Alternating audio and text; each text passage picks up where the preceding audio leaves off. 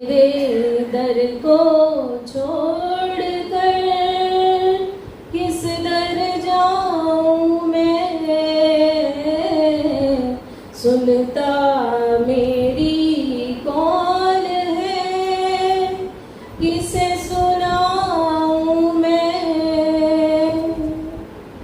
तो भगवान जी को ही सुनाना है अपना कष्ट, अपना दुख, लेकिन क्या मांगना है उनसे, जैसा कि प्रवक्ता ने बताया। तो आज का जो आख्यान है लखुचारण, तो उनके कुछ प्रसंगों से हम जानेंगे कि मांगना तो है भगवान से, पर क्या मांगना है, सच्ची चीज क्या मांगनी है।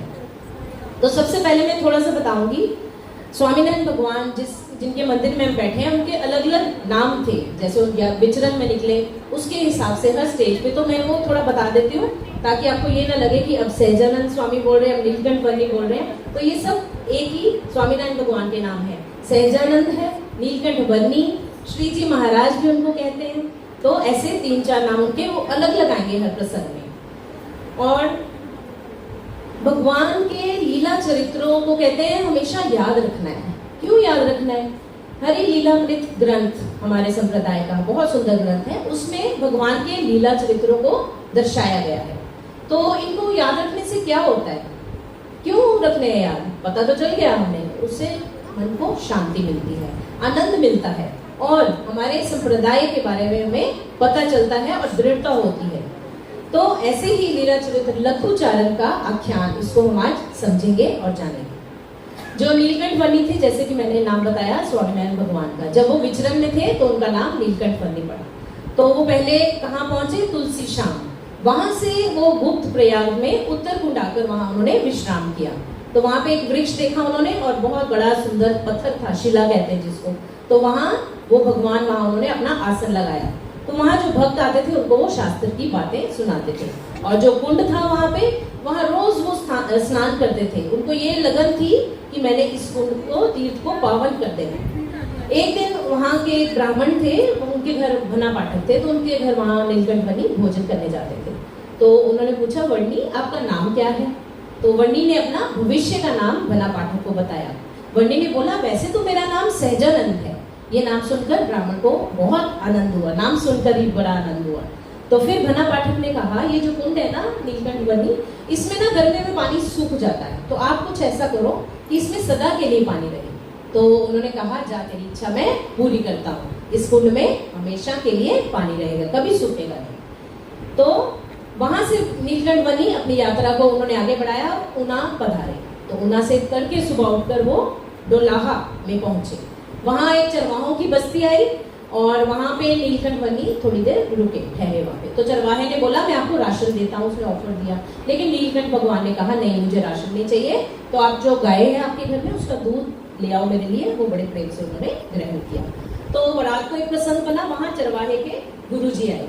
तो चरवाहे के गुरुजी जब आए, उन्होंने खूब भजन कीर्तन किया, और सारी बस्ती में आनंद छा गया उनके कीर्तन से।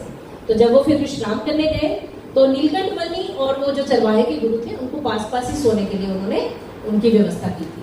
तो जब गुरुजी सोने के लिए लेट गए, तो जैसे ही वो करवट बदलते थे ना, उनके मुंह से निकलता था, हे राम। हम लोग भी ऐसे करते ना, हम वैसे हाय राम भी बोलते थे, दर्द होते हैं तो जैसे ही वो करवट बदलते थे, हे राम बोलते थे। जब वो हे राम बोलते थे, आगे से नीलकंठ वर्णी हुंकारा भर देते थे। फिर उन्होंने दोबारा बोला, हे राम। फिर उन्होंने बोला, नीलकंठ वर्णी ऐसे ही करते थे। फिर वो उठ के बैठ गए गुरुजी, चरवाहे के गुरुजी। उन्होंने कहा, आप, मैं राम बोलता हूँ, आप आगे से करते हो, मैं फिर राम बोलता हूँ, फिर करते हो, तो आप क्या राम हो? तो नीलकंठ वर्णी हंसने लगे। उन्होंने बोला, जो राम है वही हुंकारा भरेगा ना। तो उसी टाइम उन्होंने चरवाहे के गुरुजी को प्रत्यक्ष राम भगवान के दर्शन दिए। तो ऐसे भगवान प्रकट होते हैं। फिर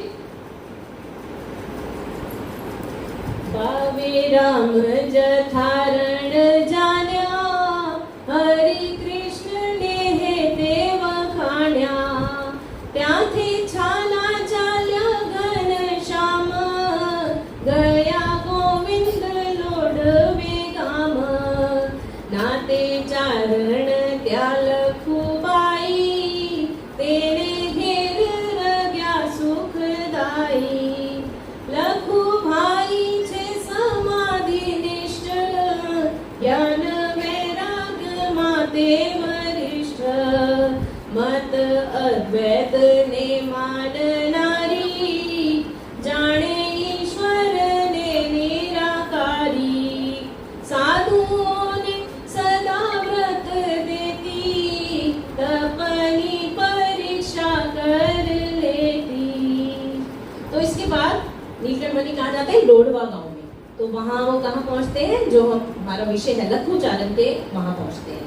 तो ये लखुचारण जो थी वो आत्मानंद स्वामी की शिष्या थी और उनकी बहुत दिव्य दृष्टि थी और समाधि में भी चली जाती थी और ईश्वर के निराकार रूप में उनको विश्वास था। तो लखुचारण के पास बहुत सारी भैंसें थी और बहुत दूर था उनके वहाँ पे। तो उन्होंने वर्णी को एक महान तपस्वी जानकर उन्होंने अपने घर पर उनको रहने का स्थान दिया, क्योंकि वो साधुओं की बहुत सेवा करती थी और अतिथि देवो भव, ये इसका एक एग्जाम्पल थी। तो इसलिए वो रोज भंडारा भी चलाती थी। यहाँ पे हमारे भंडारा कहते हैं सदाव्रत। तो उन्होंने नीलकंठ वर्णी को भी रोज वो दूध में शक्कर मिलाकर उनको अर्पण करती थी। घनो भाव भाणीय विनाश, त्रण मास रया त्या निवास, ત્યાંથી પ્રાચી નવા કાજ, કોઈ દિવસ જતા મહારાજ, कोई दिवस जता महाराज। वचनामृत एक बड़ा प्यारा ग्रंथ है हमारे संप्रदाय का। तो उसके अलग अलग सेक्शंस हैं। उसके लोया 3 में महाराज कहते हैं, मतलब स्वामीनारायण भगवान लिखते हैं उसमें कि जितना टाइम गाय को दुहने में लगता है उससे अधिक कोई त्यागी कहीं रुके तो वो अच्छा नहीं होता। तो इसी तरह के त्यागी जो थे नीलकंठ वर्णी महाराज थे। लेकिन लखुचारण के यहाँ वो कितनी देर रहे? 3 महीने के लिए। क्यों रहे? क्योंकि उन्होंने लखुचारण का भाव देखा, उनका प्रेम देखा। तो भगवान जब सर्वज्ञ है, वो अंतर्यामी है, लेकिन स्वयं जो खुद वो मनुष्य की तरह बनकर और अज्ञानी होकर लखुचारण से उन्होंने सब कुछ पूछा। क्यों बनते हैं वो मनुष्य जैसे? क्योंकि वो हमें सुख देना चाहते हैं, आनंद देना चाहते हैं। अगर वो मनुष्य के रूप में नहीं आएंगे ना तो हमें वैसा आनंद नहीं आता। जैसे हम देखें कुंती को सूर्य नारायण भगवान ने दर्शन दिए, है ना। तो अगर सूर्य नारायण हम सोचें कि अपने असली स्वरूप में ही नीचे आ जाते तो क्या उसको आनंद आता? आनंद तो नहीं आता, क्योंकि ताप बहुत होता है सूर्य का और इतना बड़ा उनका आकार। तो इसलिए उनको मनुष्य रूप धारण करके वो आए और उनको सुख दिया, जिससे उनके पुत्र कर्ण का जन्म हुआ। ऐसे ही भगवान को अगर हम सोचे राजा के रूप में आ जाए तब भी वो आनंद और सुख नहीं आता, क्योंकि राजा को हम आसानी से मिल सकते हैं, प्रजा कहाँ मिल सकती है सारी। तो इसलिए भगवान मनुष्य रूप धारण करके इस धरा पर आते हैं और हमें सुख देने के लिए आते हैं। तो जब पृथ्वी पर मनुष्य रूप में भगवान पधारे, नीलकंठ वर्णी महाराज पधारे, तब उनका उद्देश्य क्या था? बड़ा ही प्यारा उद्देश्य था कि हरि भक्तों को लाड लड़ाए। जैसे हमारे माँ बाप, हमारी माँ स्पेशली हमें लाड देती है, तो अपने लीला चरित्र करके उनको आनंद देना हरि भक्तों को और अपनी मूर्ति का सुख देना। तो एक बार महाराज किसी को बताए बिना लिवली चले गए गढ़ा से।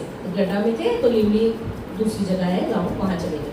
तो वहाँ जाके वो सगराम एक भक्त थे, उनके घर जाके छुप गए। बताया नहीं किसी को मैं जा रहा हूँ, बिना बताए चले गए। तो ब्रह्मानंद स्वामी जो थे वो तो ढूंढ के पागल हो गए, उनको तो रह नहीं सकते थे भगवान के बिना। और सुराखाचर भी वैसे ही भक्त। तो वो दोनों ढूंढते ढूंढते महाराज के पीछे पहुंच गए। हो गया है, घूम गया है।